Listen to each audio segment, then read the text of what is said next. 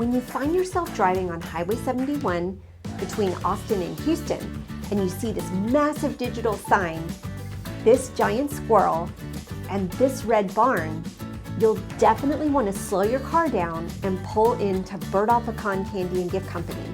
Here you'll find all things pecan along with lots of surprises. Inside, you'll find honey, Christmas ornaments, homemade fudge, t-shirts, fish shoes. I'm here with Jennifer Womack from Berdoll Pecan Candy and Gift Company. She and her family got this business started. Jennifer, thank you so much for inviting us to your store and taking us through the day-to-day operations of your business. Thank you for having us. Oh, you're welcome. So tell me, how did you guys come into the pecan business? Well, my parents started this about 40 years ago, and my dad's family had land on the Colorado River bottom, right here about 3 miles behind us, and they did not have anything planted on the land. My dad's dad died of a heart attack, and they had a lot of land, but they needed to find a way to pay for it. It's a great river bottom soil, so as a family, my dad has 8 brothers and sisters total, and they decided that pecans would be the best agriculture product to plant to try to make a living off of the land.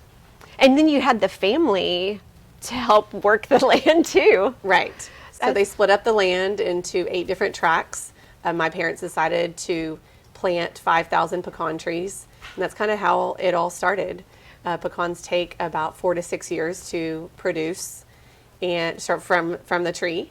And so the first couple years, they would just get a handful of pecans, and they put a sign on the highway, right here on Highway 71, that said irrigated paper shell pecans, 3 miles. And to their surprise, customers would drive off of Highway 71 down a 3-mile dirt road to their house, where my mom would weigh up in shell pecans out of their garage. Wow. And that's where it all started. So that was the first store, basically. That was the first store. So this is a big store now. How did it evolve into this? Customer support, really. Year after year, their trees would produce more pecans. They would sell out quickly. They would have customers ask for cracked pecans, shelled pecans, candy pecans. So each year that they had more of a crop and could produce more and had the money to buy a cracker and a sheller, those are the things that they would do. And by growing each year, their customers coming back year after year. So how did you end up getting involved in the business?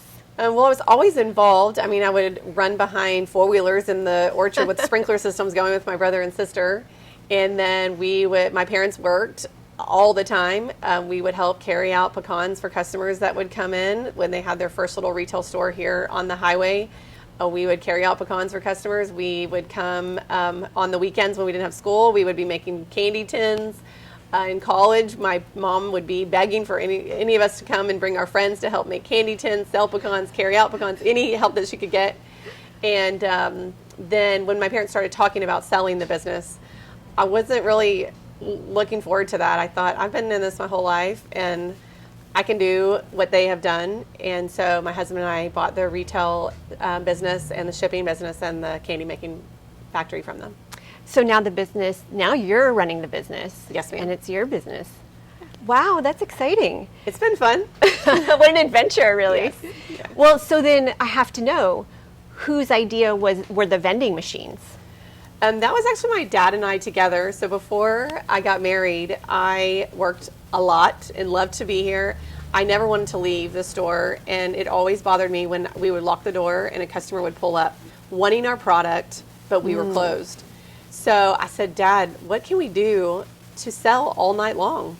So we talked about a vending machine. We went to several different vending machine companies, and they all said, your packaging is too big. You cannot sell that. You can do a smaller bag of chocolate pecans, or a smaller bag of pecan halves, or a smaller pecan pie. And we didn't want to do that. We wanted to be able to sell in our vending machine exactly what product we sell in our store. So we have our vending machine on the porch that takes cash and credit cards. It has the exact same products that we have in the store. And then just a couple years ago, we have now one in Austin now. Where is it? It's on Bee Caves Road, 3652 Bee Caves Road. Well, so now you know where you can get a pecan pie 24 hours a day in Austin. Well, it sounds like you have so much passion about your business and certainly a sense of pride about the business that your family built. So how does a nut go from this to all of the pecan goodies that you see here in the store? Well, there's quite a long process for an in-shell pecan to end up as a honey glazed pecan or a chocolate pecan. So as we'll see in our warehouse next door, we grade all of our pecans. So they come off the tree, we take them outside into a grading facility where they are hand touched by someone. They're hand touched by someone, they pull out anything that has a crack in it, and then they go through machinery. It goes up a elevator, and at the top of the elevator it takes a picture of the pecan and also weighs it. And so then when it comes down, it'll shoot out of an air leg, and that whichever bucket it goes into will either be number 1, number 2s, or number 3s, which is the quality of an in-shell pecan. After that so that goes through grading in the shell, and then they go inside the facility, and they are either cracked, which you get partially half the shell off, and then again we pull out once they're cracked you can see the meat of a pecan, and we pull out any that have any black spots on them or not big plump pecans, or they go through a sheller.